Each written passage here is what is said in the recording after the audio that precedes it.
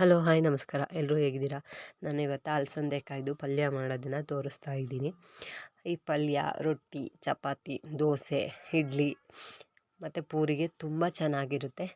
ಮತ್ತು ಇದು ಮಕ್ಕಳು ಇಷ್ಟಪಟ್ಟು ತಿಂತಾರೆ. ಆದ್ದರಿಂದ ಮಕ್ಕಳಿಗೋಸ್ಕರ ತೋರಿಸ್ತೀನಿ. ನನ್ನ ಮಗನಿಗೆ ಈ ಥರ ಮಾಡಿಕೊಟ್ರೆ ತುಂಬ ಇಷ್ಟ. ಆದ್ದರಿಂದ ಮಾಡಿ ತೋರಿಸ್ತಾ ಇದ್ದೀನಿ. ಇದನ್ನ ಹೇಗೆ ಮಾಡೋದು ಅಂತ ತೋರಿಸ್ತಿದ್ದೀನಿ ಬನ್ನಿ. ತರಕಾರಿ ಎಲ್ಲ ಕಟ್ ಮಾಡಿಟ್ಟಿರೋ ತರಕಾರಿಗಳನ್ನು ಒಂದು ಕುಕ್ಕರ್ಗೆ ಹಾಕ್ಬಿಟ್ಟು ಅದಕ್ಕೆ ನೀರು ಹಾಕಿ ಸ್ವಲ್ಪ ಉಪ್ಪು ಹಾಕಬೇಕು.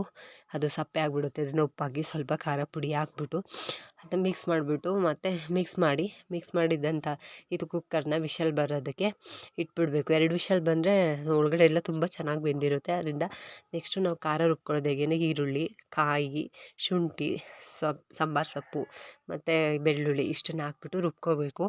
ನಾನು ರುಬ್ಬಬೇಕಾದ್ರೆ ಫಸ್ಟ್ ಒಂದು ಸಲ ರುಬ್ಬಬೇಕಾದ್ರೆ ನೀರು ಹಾಕಲ್ಲ.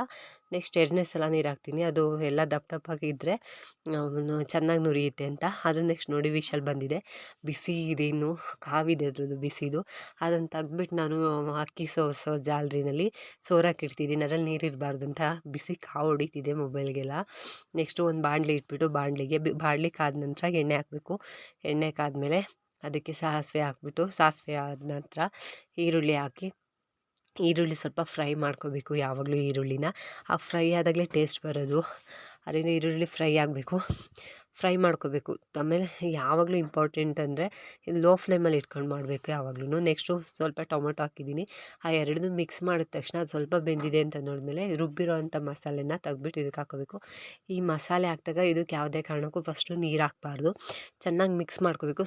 ಲೋ ಫ್ಲೇಮ್ ಇಟ್ಕೊಂಡು ಮಿಕ್ಸ್ ಮಾಡಬೇಕು. ಏಕೆಂದರೆ ಜಾಸ್ತಿ ಹೈ ಫ್ಲೇಮ್ ಮಾಡಿಬಿಟ್ರೆ ತಳ ಎಲ್ಲ ಹಿಡ್ದಂಗೆ ಆಗುತ್ತೆ. ಅದರಿಂದ ಲೋ ಫ್ಲೇಮಲ್ಲಿ ಚೆನ್ನಾಗಿ ಮಿಕ್ಸ್ ಮಾಡ್ಕೋಬೇಕು. ಅದನ್ನು ಎಲ್ಲ ಮಿಕ್ಸ್ ಮಾಡಿ ಕುದಿಬೇಕು. ಅದು ಹಸಿ ವಾಸನೆ ಇರುತ್ತಲ್ಲ ಅದೆಲ್ಲ ಹೋಗಬೇಕು. ಅದರಿಂದ ಒಂದು 5 ನಿಮಿಷ ಚೆನ್ನಾಗಿ ಮಿಕ್ಸ್ ಮಾಡಿ ಕುದಿಸ್ಬೇಕು ಚೆನ್ನಾಗಿ. ನಾನು ಅದೇ ಥರ ಮಾಡ್ತಿದ್ದೀನಿ. ಮಿಕ್ಸ್ ಮಾಡಿ ಚೆನ್ನಾಗಿ ಕುದಿಸಿ ಫಸ್ಟ್ ಇದಕ್ಕೆ ಖಾರ ಪುಡಿ ಏನು ಆ್ಯಡ್ ಮಾಡಬಾರ್ದು. ಫಸ್ಟು ಚೆನ್ನಾಗಿ ಮಿಕ್ಸ್ ಮಾಡಿ ಕುದಿಸ್ಬೇಕು. ಮತ್ತು ನೀರು ಏನು ಹಾಕ್ಬಾರ್ದು. ಇದಕ್ಕೆ ನೀರು ಹಾಕಿದ್ರೇ ಪ್ರಾಬ್ಲಮ್ ಆಗುತ್ತೆ, ಚೆನ್ನಾಗಿ ಬರಲ್ಲ, ಟೇಸ್ಟು ಹೋಗ್ಬಿಡುತ್ತೆ. ಅಂದರೆ ಫಸ್ಟು ನೀರು ಹಾಕ್ಬಾರ್ದು ಯಾವತ್ತು.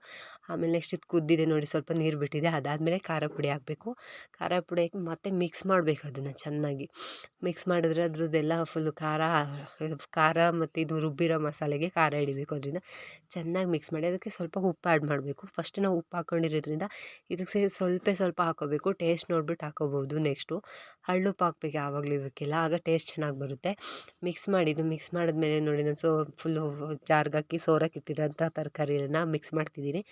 ಇದು ಮಿಕ್ಸ್ ಮಾಡಿ ಚೆನ್ನಾಗಿ ಇದಕ್ಕೆ ಖಾರ ಹಿಡಿಬೇಕು. ಅದರಿಂದ ಇನ್ನೊಂದು ರೌಂಡ್ ಮಿಕ್ಸ್ ಮಾಡಿಬಿಟ್ಟು ಚೆನ್ನಾಗಿ ಮಿಕ್ಸ್ ಮಾಡ್ಕೋಬೇಕು. ಇದು 5ರಿಂದ 10 ನಿಮಿಷ ಮಾಡೋವಂಥ ಕೆಲಸ. ಇದು ಚೆನ್ನಾಗಿ ಬರುತ್ತೆ. ಅದರಿಂದ 5 ನಿಮಿಷ ಇದನ್ನು ಲೋ ಫ್ಲೇಮಲ್ಲಿ ಇಟ್ಕೊಂಡು ಕುದಿಸ್ಬೇಕು ಚೆನ್ನಾಗಿ. ಮಿಕ್ಸ್ ಮಾಡೆಲ್ಲ ಆದಮೇಲೆ ಸ್ವಲ್ಪ ಅದು ತುಂಬ ಗಟ್ಟಿ ಇದ್ದರೆ ನೀರು ಹಾಕೋದು ಬೇಡ. ನಿಮಗೆ ಈ ಥರ ಎಲ್ಲ ಗಟ್ಟಿ ಇರಬೇಕು ಅಂದರೆ ನೀರು ಹಾಕ್ಬಾರ್ದು.